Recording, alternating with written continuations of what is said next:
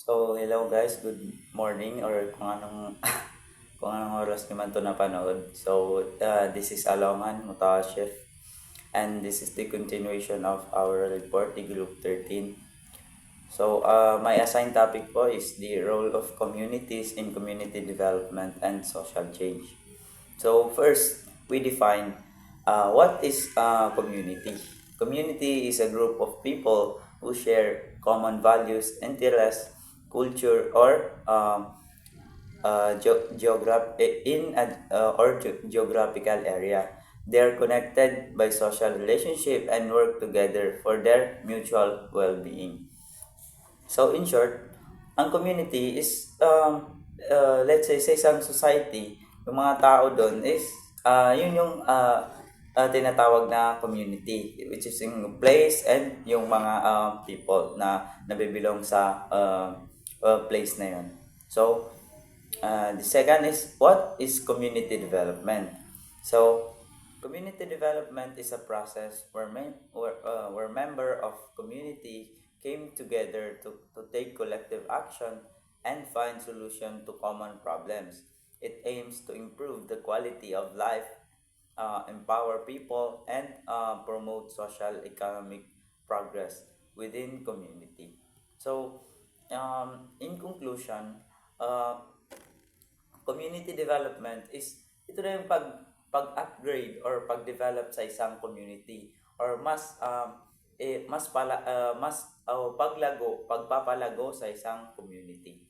So, uh, uh, community development it focuses on participation, involving people in decision making, empowerment, building people's confidence and capacity, sustainable, creating long-term positive change. So sa community development is hindi ito yung community development na like pansamantala lang or temporarily lang. Ito yung pang long-term development or long-term change. So, the next is, what is social change? Social change refers to the significant alteration of social structures and cultural patterns over time. It includes changes in social institution like families, education, or government, uh, values, and beliefs of people, economic, political, or technological system. So, social change can be planned through development programs or unplanned due to crisis, migration, or innovation. So, ang social change daw is pwedeng planado or pwedeng sadya like sa dito sa example na to through development programs. So sa pamamagitan ng mga government program, pwedeng planado ang social change. So ang mga um, hindi naman planado sa social change or pagbabago ng yun nga social change is yung due to crisis, migration, and innovation. So, the next is role of communities in community development. So, first role of community in community development is the identifying local needs and problems. Communities know their situation best. So, tama nga naman. So, tayong mga tao is mas alam natin or mas kabisado natin kung ano yung mga kailangan or needs ng sarili nating community, which is tayo mismo yung nakatira doon, kaya mas master natin kung ano yung mga problema, mga kailangan ng communities natin. They play a key role in assessing their own needs, such as lack of clean water, unemployment, poor health service, or limited education. So, ayun nga, in short, mas kabisado natin kung ano yung mga pangangailangan ng ating community. So, the next is the planning and decision making. Community members actively participate in planning development projects. Their involvement ensure that programs are relevant, realistic, and culturally appropriated. So, of course, as a people in a community, part din natin na uh, sumali sa planning and decision making sa pagpapa-up o pag-upgrade sa community natin para makapagbigay tayo ng mga sarili nating opinion and also uh, para makatulong rin tayo sa para hindi rin lalong mahirapan yung kung ano man yung program na isasagawa sa ating community. Example, community consultation or town meeting to plan livelihood projects. Mas mapapadali ang program na ito uh, kung pati tayong mga people sa community na yun is tutulong through planning and decision making. So number 3 is the mobilizing local resources. So communities contribute by offer local resources such as labor, local materials, land, and knowledge. This builds ownership and sustainability of projects. So as a people in a community rin, um, role din natin na syempre tulungan or magbigay ng mga basic needs sa mga taong gustong magpalago or magpaunlad sa community natin. Example, ang pagpapatayo ng gym sa isang barangay. So, syempre, no, first, tayo yung nakakaalam ng mga basic needs dun sa barangay natin, like sa mga water, mga kahoy na mga kailangan, and also pwede rin tayong mag-offer ng labor. So yun lang sa mobilizing local resources. So sunod naman natin is ang number 4, the implementing development programs. So community members often take part in implementing activities such as health campaigns, tree planting, cooperative farming, or literacy classes. So, from the word implementing development programs, no, syempre, dapat parte rin tayo ng pagpa-participate or pag-implement, pagsasagawa ng isang program. Example, resident volunteering time for housing or clean up projects. So, pag let's say may program na like yung sa paglilinis, no, pwede tayong mag-offer na pwede kaming tumulong sa paglilinis ng ganyan para na rin para rin yun sa improvement ng community, di ba? So, number 5 is the monitoring and evaluation. Communities help monitoring progress and evaluation result of development programs. Their feedback helps improve future projects and ensures accountability.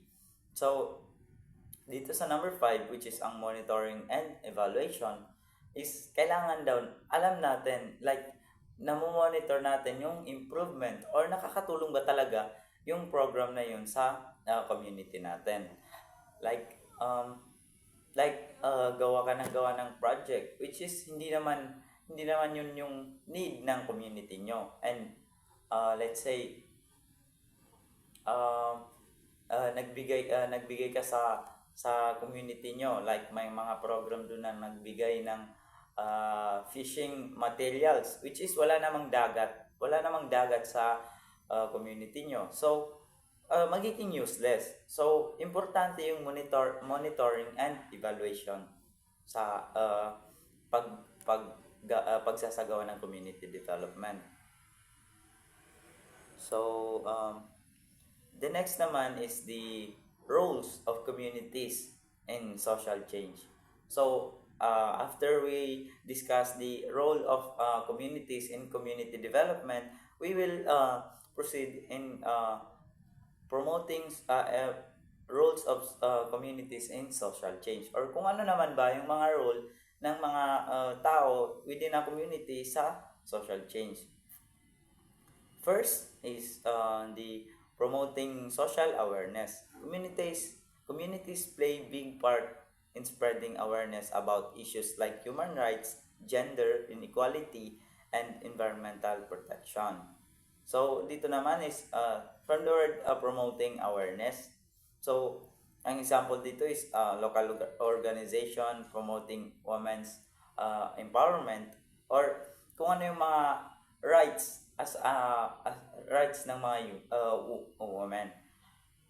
And kasali rin dito yung human rights and gender and environmental protection.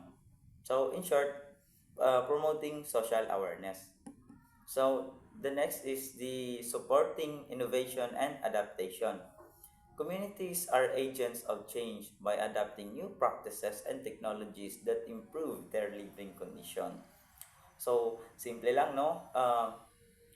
Para mas ma-improve pa yung daily life natin, or ang community natin, is pwede tayong mag-adapt ng mga uh, uh, uh, practices and technologies na pwedeng magpa-improve sa ating daily life or communities.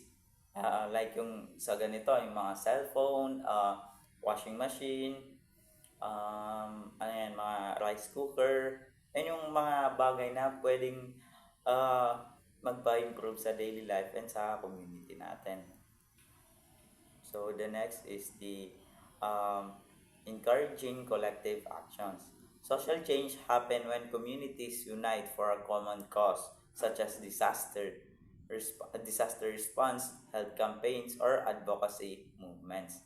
So, example, a community protesting for fair wages and clean water.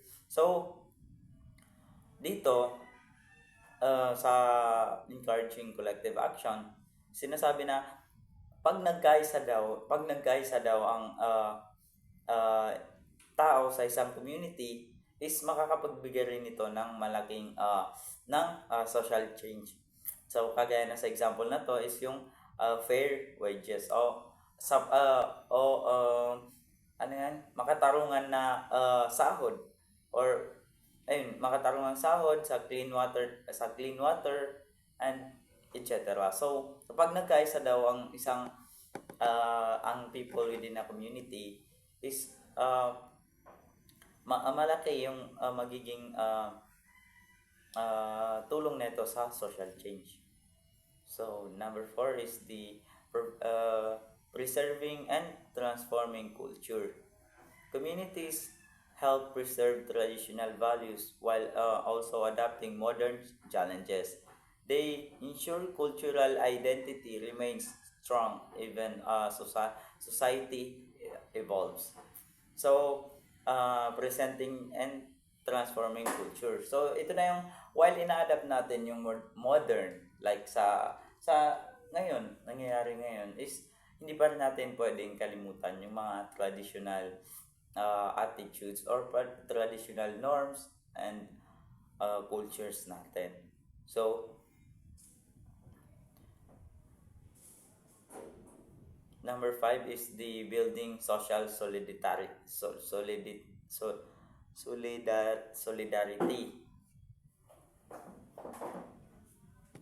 So, communities strengthen social bonds through cooperation and mutual aid, which is essential in achieving both development and social transformation. So, dito naman sa building social solidarity is ito na yung pagbibuild ng unity sa isang community, which is ito na yung pinakamalaki ang impact sa isang community para makapagbigay ng community development and social change, which is kapag nagkaisa, tama nga naman, pag nagkaisa ang mga tao within a community, is maganda yung flow maganda yung flow sa isang community, which is walang pag-aaway-away kasi may unity na nabuild sa isang community. So, in conclusion, communities are not just beneficiaries of development and change. They are the key actors. Their participation, knowledge, and collective efforts are vital in achieving sustainable community development and meaningful social change. In summary, when communities work together, development becomes more inclusive and social change become more lasting. So in conclusion daw, hindi lang tayo naghihintay ng hindi lang tayo maghihintay ng development sa community natin or within sa sarili natin, which is we have to work for it para ma-achieve ang change. So when communities work together, development become more inclusive and social change become lasting. So pag nagkaisa daw ang mga tao sa isang community, is yun nga mas effective and mas long lasting yung change na nabibigay ng community development and social change. So that's all po for my part, which is the role of communities in community development and social change. Thank you.